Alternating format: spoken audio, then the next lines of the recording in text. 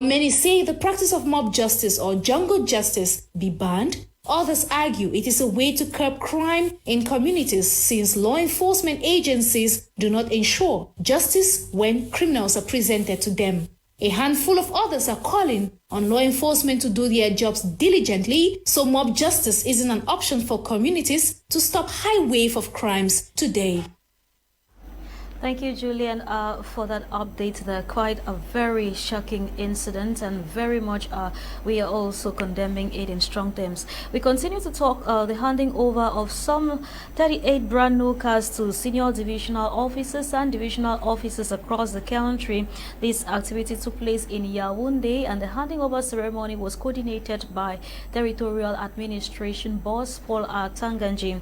While updating us on this story, Naivona comes reporting that the administrative boss has urged the recipients to make use of these vehicles only for administrative purposes. Let's get details in her report.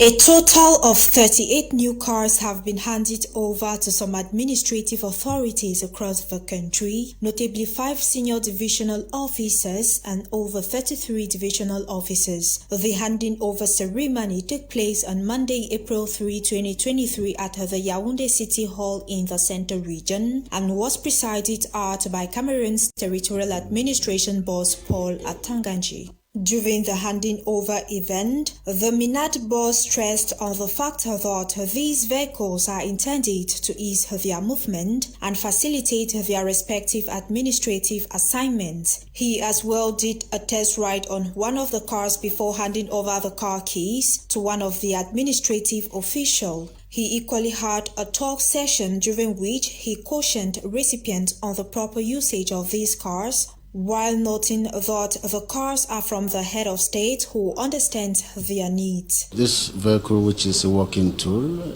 has come to enhance our continuous presence on the field because we cannot, from our different offices, be able to manage all the stakes, and we are highly delighted. We want to take advantage of this situation to express esteemed gratitude to His Excellency the President of the Republic, who has authorized the Minister of Territorial Administration to put these vehicles at our disposal. Gratitude to the Head of State for the fresh impetus he's given to the subdivision by granting a vehicle to the divisional officer that I am.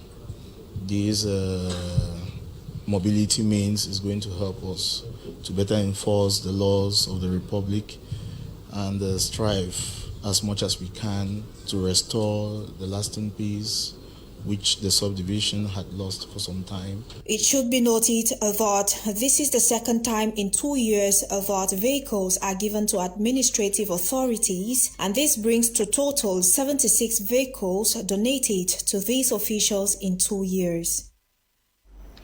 That was Naivona reporting there, and you are still watching the 9:30 a.m. Prime Flash coming to you live from My Media Prime Television. Now, in more news, an open letter addressed and officially handed to both members of the lower and upper houses of parliament in Cameroon has been presented to them by governance experts, Barrister at Law Akere Muna. This is aimed at raising the debate on corruption while saving the country from a litany of scandals. We get details in the report coming up with Bole hours. In this open letter to Parliament, the member of the governing board of the African Governance Institute, Senior Barrister Akere Muna, decries the corruption scourge that threatens Cameroon's future and demands immediate attention. Citing the litany of corruption scandals plaguing his beloved nation, the former vice president of Transparency International says embezzlement in AFCON projects, mismanagement of COVID-19 relief funds, and the brazen racketeering surrounding lines 94 and 65 of the national budget has caused an unprecedented hemorrhage of public funds. The former Sanctions Commissioner of the African Development Bank and former chairperson of the International Anti-Corruption Conference has urged the legislative arm to abandon half measures and take a bold and unwavering stance against corruption. He has called for the strict respect of the July 2018 law on the Code of Transparency and Good Governance in Public Finance Management.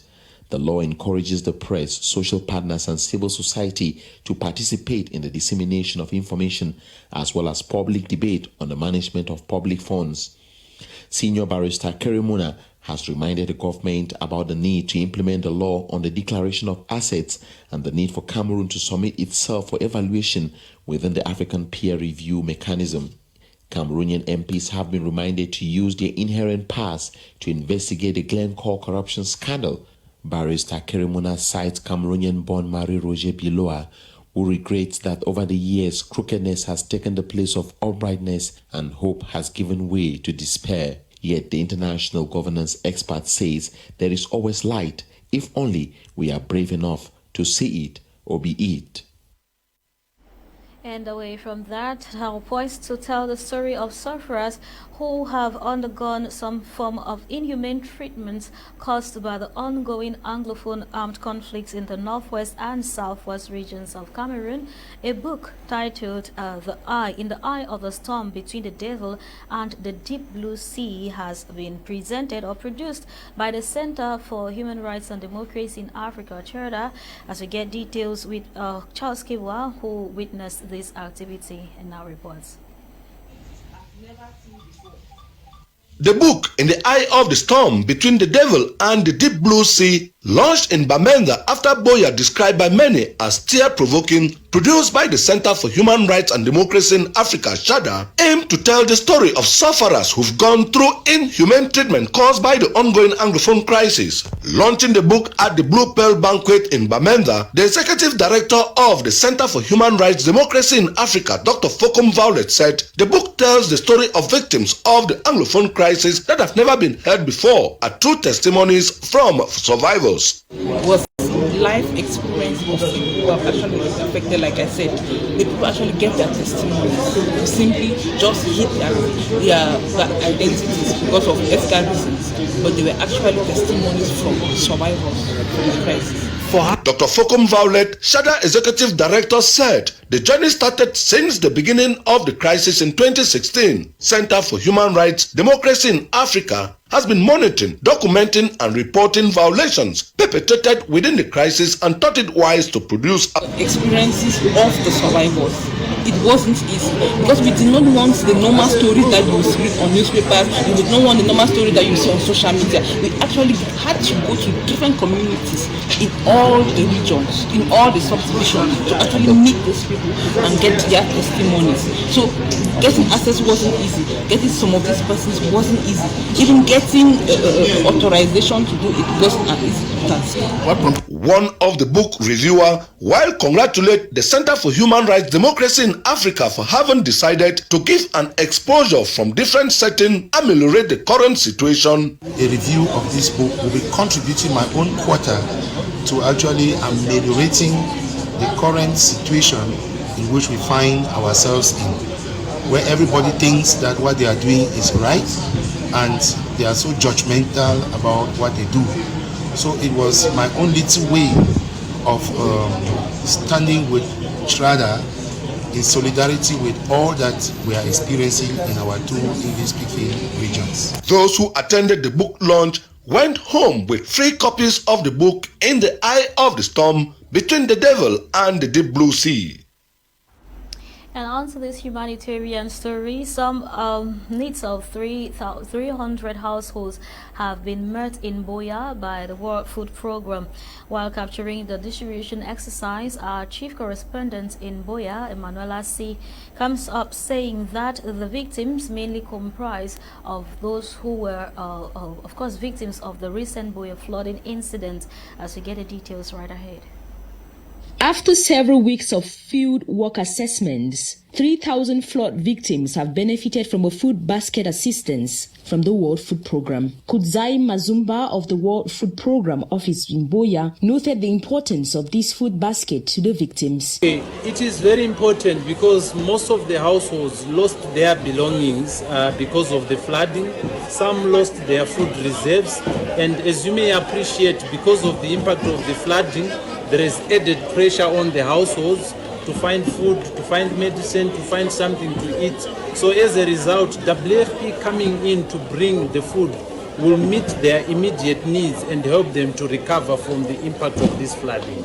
The flood of March 18 took away Janet's house, leaving 9 of them to a single room. She has benefited from today's food items. So the first thing, water entering my house, and then they scatter my house. They scatter the house in the gutter. So I'm very grateful to thank those people that put this initiative to help us. So I'm very grateful that God should continue to bless them. Douala John is a retired warder and a victim of the flash flood. With my children, they will be very, very grateful. When we take them, that is the World Food Program ahead me.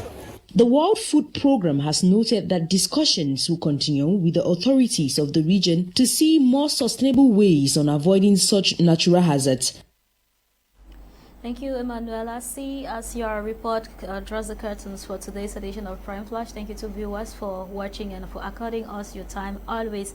I have been Dolingonda for presentation, and this newscast was produced by Elvis Modica. General coordination came from Faith Tata and supervision from Kum Leonard. Please don't go nowhere, as the brief comes up at exactly 10 a.m. with Lasha Kingsley and Kanten Etape, as well as many more interesting programs if you choose to stay with us throughout the day and forever. But for now, ciao ciao and have a blessed day.